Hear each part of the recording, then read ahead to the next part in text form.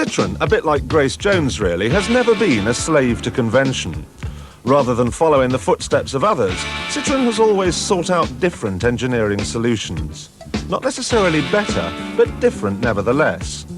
This philosophy earned Citroën a small but fanatically loyal following. The trouble is that in the hard-nosed 90s, small followings are no good, no matter how fanatical they may be. You need sales, lots of sales, and that's where the new ZX comes in. This all-new car has to muscle in on Europe's most fiercely competitive sector, and it isn't going to beat the Escort and the Golf if half the people that take a test drive are frightened away by its strange idiosyncrasies. Citroën themselves say that they don't have a responsibility to make quirky cars that don't sell. They point to the DS's total sales figure in its 25-year life of 1.4 million. They need to sell that many ZXs in 25 months. So it's bye-bye hydro-pneumatic suspension, bye-bye crazy instruments, hello the grey suit. However, having been forced to make a conventional car, they've decided on a very unconventional marketing approach.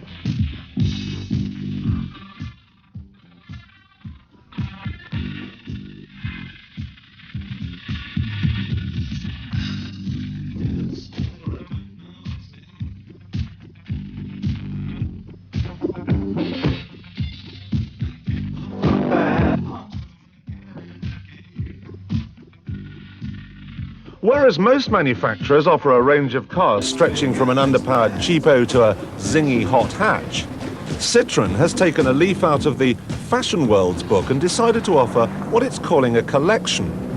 Now sure, some are cheaper than others, but each is designed to appeal to different people. I think we should have shot this on a catwalk.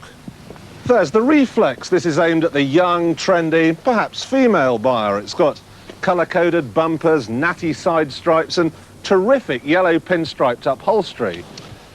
And then there's the Avantage. Now this has the same 1.4-litre engine as the Reflex, but it's aimed at an altogether more serious family man. No flamboyant colour-coded bumpers here.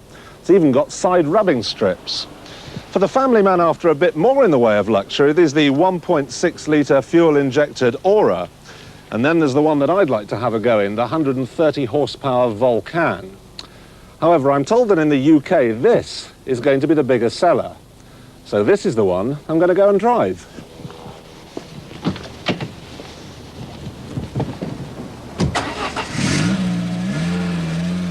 Not only did we eschew the Volcan, but we did the decent thing and scoured the south of France for some typically British weather.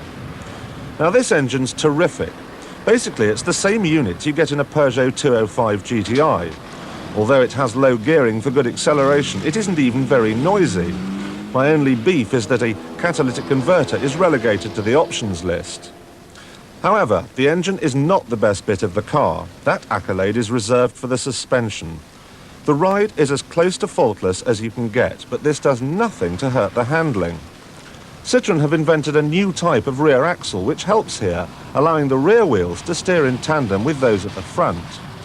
This is probably the best chassis you can get in a small car. If it weren't for this badge here, I'd have an awful job believing this was a Citroën. It's all so normal. Proper dials, proper knobs, a two-spoke steering wheel. It even appears to be well made as well, though having said that, this seatbelt mounting broke earlier on today, and that's not good news. However, normalness doesn't mean it's bereft of clever touches. The stereo is of a type that would be useless in any other car, so there's no point stealing it. And the heating and ventilation system, joy of joys, is able to provide cold air to the face and warm air to the feet at the same time.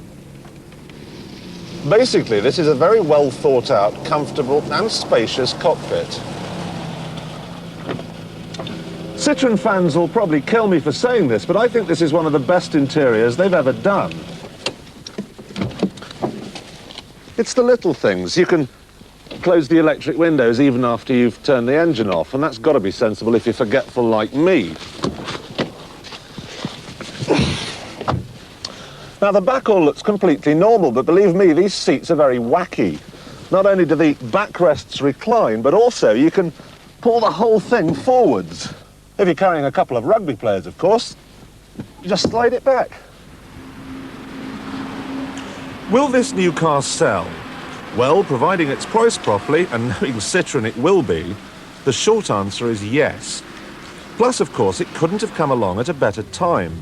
The 309 is old, the Golf and the Astra are due for replacement before the end of the year, and the new Escort badly needs the better engines that are in the pipeline. That realistically leaves the Rover 200, which is a very good car. But believe you me, so is the ZX. So to sum up, we like the clever seats, the ride and handling are in a class of their own, and the engine's pretty good too. We're less impressed, however, with this styling, and neither catalytic converters nor anti-lock brakes are standard. It does run on unleaded petrol, though.